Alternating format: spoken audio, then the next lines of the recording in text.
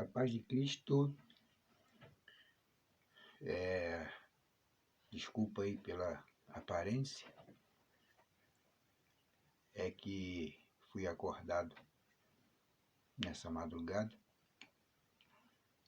Eu, antes de dormir, fui orar, falar com Deus, mesmo não sendo merecedor, é pela graça de Deus que a gente pode entrar no trono de Deus, pode orar, pode conversar com Ele diretamente, sem auxílio de um sacerdote, sem intercessão de nenhum outro homem. Nós podemos entrar no trono da graça porque o véu foi rasgado. Então eu fui acordado na madrugada, porque eu orei falando sobre a situação do nosso país e sempre estou orando sobre isso. São orações curtas, que nem é por muito falar que você será ouvido, como diz a própria palavra. E eu gosto da Bíblia. Sempre falo isso, que a Bíblia é a palavra de Deus. E a palavra de Deus, ela é imutável, é inerrante, e a palavra de Deus é atual. A palavra de Deus é maravilhosa. E Jesus, o mestre dos mestres, que veio, nasceu perseguido, porque quando ele nasceu, já nasceu perseguido, e quando ele se manifestou ao mundo para poder realizar a sua obra aos 30 anos, já começou a perseguição, que o inferno se abalou, e ele começou o seu ministério sempre sendo combatido, sempre sendo perseguido. A perseguição a Cristo é desde que ele nasceu. Desde que Cristo nasceu, ele é perseguido. Então, não é de se admirar que pessoas zombem dele, que pessoas blasfemem dele, porque ele sempre foi perseguido, foi julgado injustamente por uma multidão que nem sabia o que estava fazendo ali, e gritaram sem ter conhecimento de causa, sem nem ter conhecido a ele, e gritavam para soltar Barrabás. Cristo sempre foi perseguido, foi morto na cruz do Calvário. Só fez o bem, não fez mal nenhum para ninguém. Só fez o bem, ressuscitou mortos, curou enfermos, multiplicou pães, e só fez o bem, mas foi morto, foi perseguido na cruz do Calvário. Mas glória a Deus que ao terceiro dia ele ressuscitou. Porque o túmulo a qual ele foi enterrado naquela rocha, seu corpo foi levado ali para um senador da época, um senador, José de Arimateia, e foi levado para ali, mas graças a Deus que tem lá um escrito no túmulo, lá em Jerusalém, que está escrito: ele não está aqui porque ele ressuscitou. Bom, aí eu fui para a palavra como sempre. Deus me levou para Colossenses, capítulo 3. Vou ler do versículo 1 em diante. É um pouco longo, mas eu vou ler sem muito comentário. Mas ler, para a gente poder entender o que deve ser a atitude dos cristãos nesse mundo. Tá? Diz assim: exortação à santidade e ao amor fraternal. Portanto, se já ressuscitaste com Cristo, buscai as coisas que são de cima, onde Cristo está assentado à destra de Deus. Buscar as coisas de cima, onde Cristo está assentado à destra de Deus. Pensai nas coisas que são de cima e não nas que são da terra. Porque já estáis mortos e a vossa vida está escondida com Cristo em Deus. Olha que sério. Ele diz que nós já estamos mortos, nossa vida está escondida com Cristo em Deus. Olha que coisa boa. Quando Cristo, que é a vossa vida, se manifestar, então também vós vos manifestarei com Ele em glória. Porque essa briga para conquistar poder aqui na terra, porque essa briga por políticos, porque essa briga por religião, se a nossa vida está escondida em Deus por Cristo Jesus.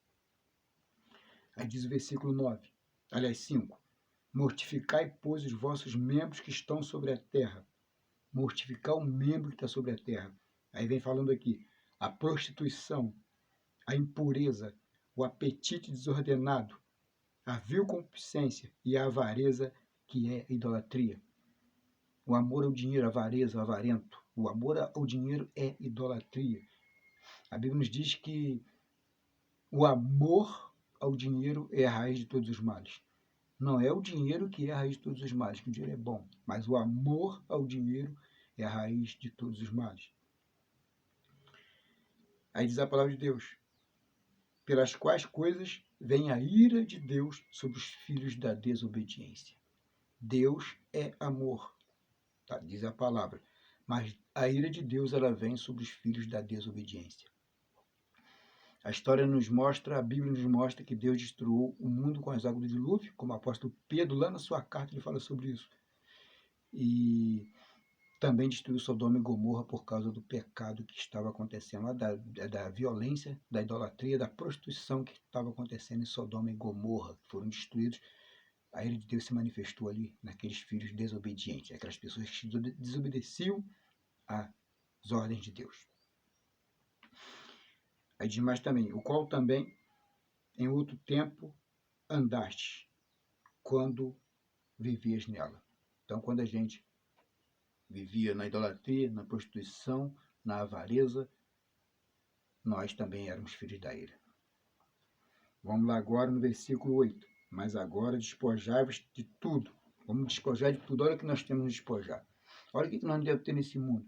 Nós devemos despojar de quê? Devemos jogar fora. Nos livrar de quê? Né? Mas agora despojai-vos também de tudo. Da ira,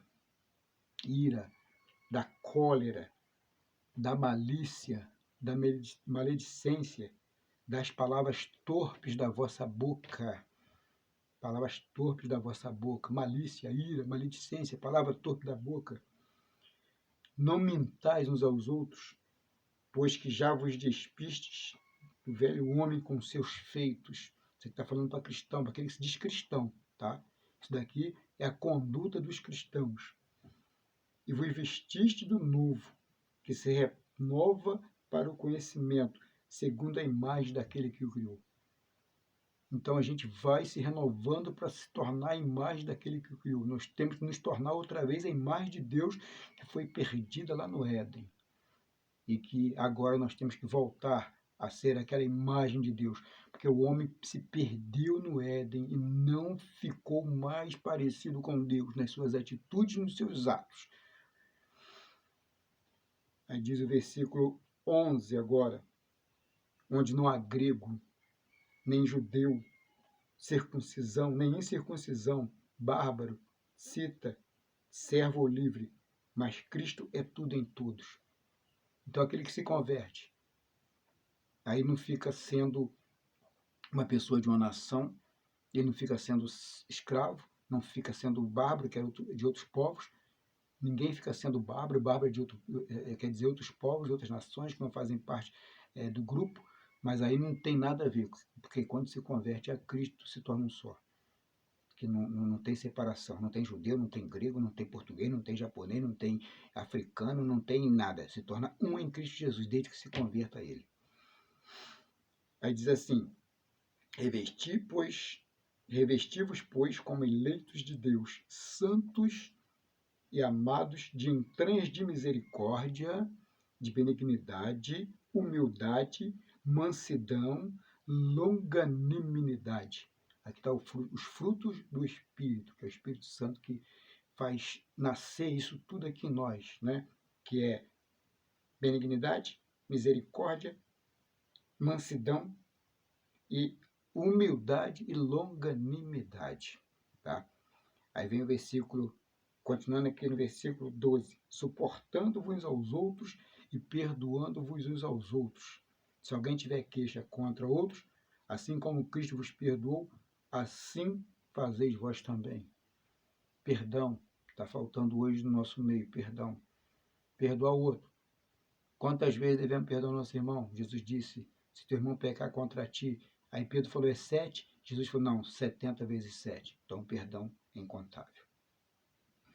E sobre tudo isto, revesti-vos do amor, que é o vínculo da perfeição. Olha que coisa boa. Revestivos do amor, que é o vínculo da perfeição. O amor é o vínculo da perfeição. Jesus ele reduziu a lei em 2 pontos. Primeiro ponto, amar a Deus sobre todas as coisas e ao próximo como a ti mesmo. Aí diz o versículo 5, e a paz de 15, aliás, e a paz de Deus, para a qual também foste chamado em um corpo, domine em vossos corações e sede agradecidos. Então devemos deixar que a paz de Cristo, não a paz do mundo, a paz de Cristo. Jesus falou, deixa-vos a paz, a minha paz vos dou, não vou-la dou como o mundo a dá. Então que a paz de Cristo, que domine os nossos corações, e a paz de Deus, para a qual também foste chamados em um corpo, domine os vossos corações e sejam agradecidos. Aí vem o versículo 10. A palavra de Cristo habite em vós abundantemente, em toda a sabedoria, ensinando-vos e admoestando-vos uns aos outros, com salmos e hinos e cânticos espirituais, cantando ao Senhor com graça nos vossos corações. Então, que a palavra de Cristo habite em nós, que os conselhos de Cristo habitem em nós, que nós devemos aprender com Cristo. Aí ele diz, aprendei-vos de mim que sou manso e humilde de coração.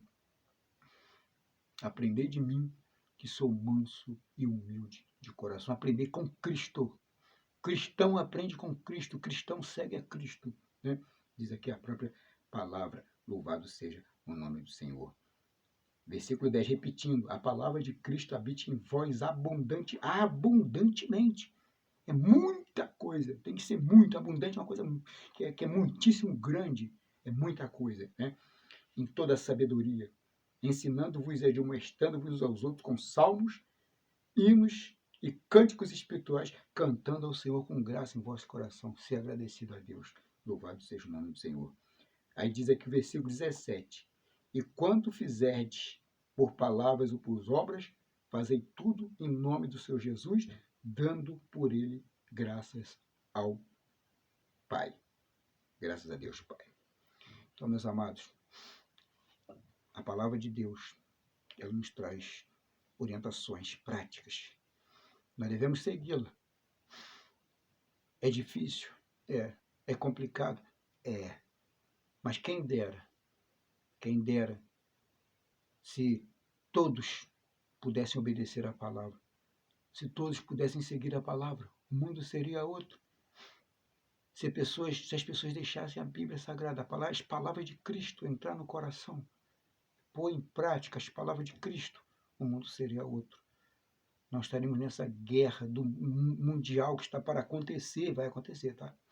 Não estaria esse conflito entre nações se a palavra de Cristo ela abundantemente estivesse habitando em nós.